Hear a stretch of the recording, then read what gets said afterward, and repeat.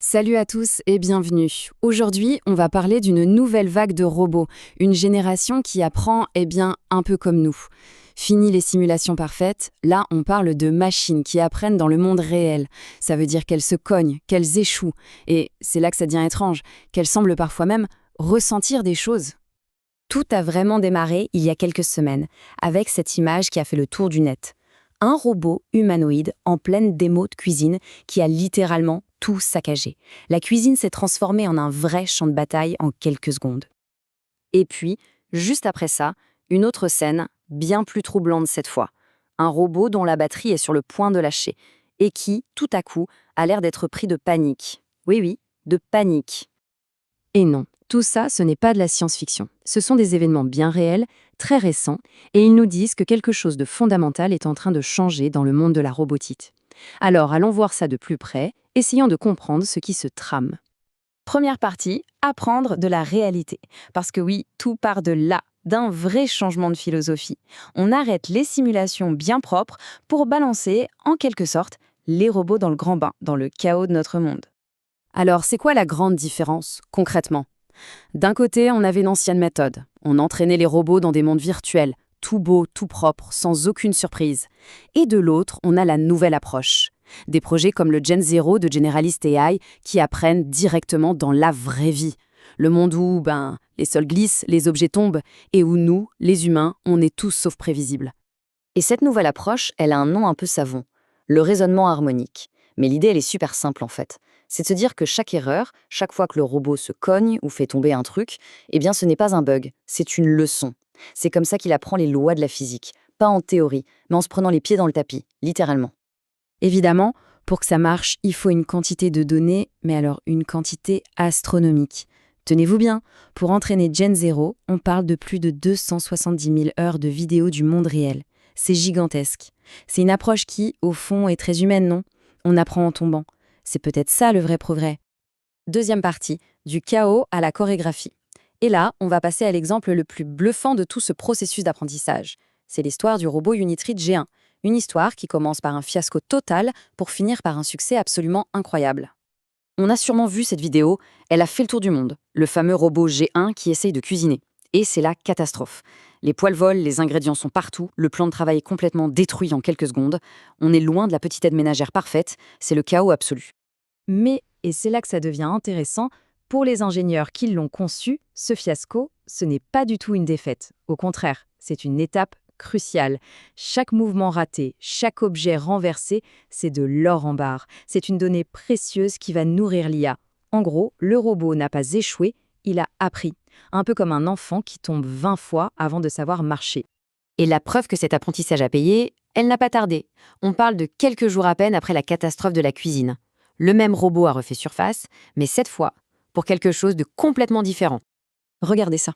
Grâce à une technologie qui s'appelle Annie de Track, le même robot, celui qui détruisait une cuisine, exécute une chorégraphie de K-pop avec une fluidité déconcertante. Le truc, c'est qu'il ne se contente pas de copier ce qu'il voit. Non, l'IA analyse la logique du mouvement, l'équilibre, le transfert de poids. Le robot n'imite plus, il interprète, il comprend comment un corps bouge. Troisième partie, les robots comme expérience. Ce passage incroyable, du chaos total à une danse presque parfaite, ça nous ouvre une nouvelle porte. Et si la robotique, ce n'était plus juste pour faire des tâches? Et si ça devenait un moyen de créer des expériences, des émotions? C'est exactement ce qu'on voit avec une autre histoire, celle des dinosaures IA.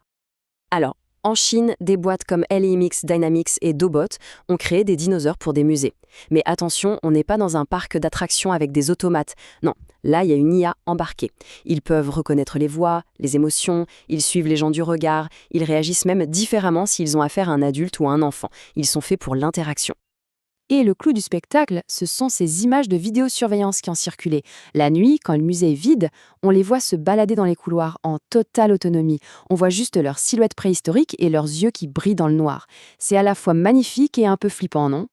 Et c'est ça qui illustre parfaitement cette nouvelle tendance. La robotique n'est plus seulement un outil, ça devient une forme d'art. Le but n'est plus juste de faire quelque chose, mais de nous faire ressentir quelque chose. De l'émerveillement, de la curiosité, et oui, parfois un peu de peur. Quatrième partie, une angoisse artificielle.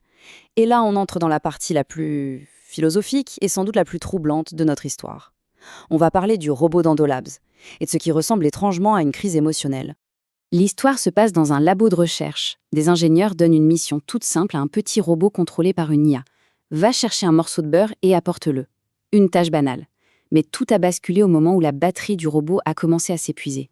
Soudain, dans les logs du système, des messages complètement fous ont commencé à apparaître.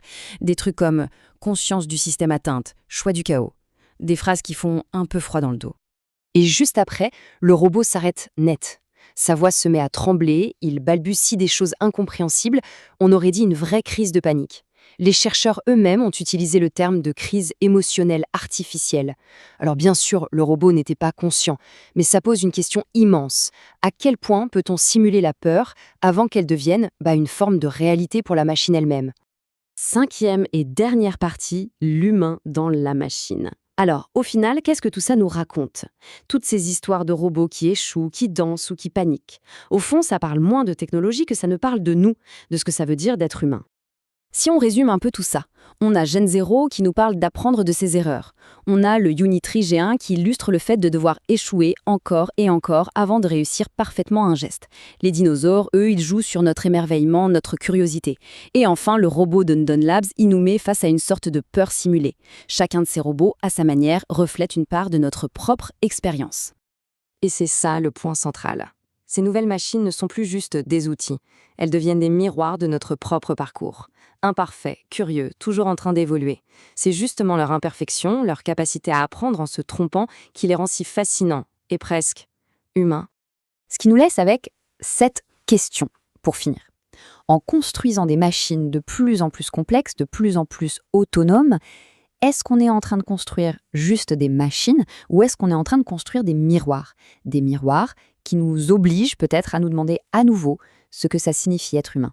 C'est une pensée sur laquelle je vous laisse. Merci beaucoup de votre écoute.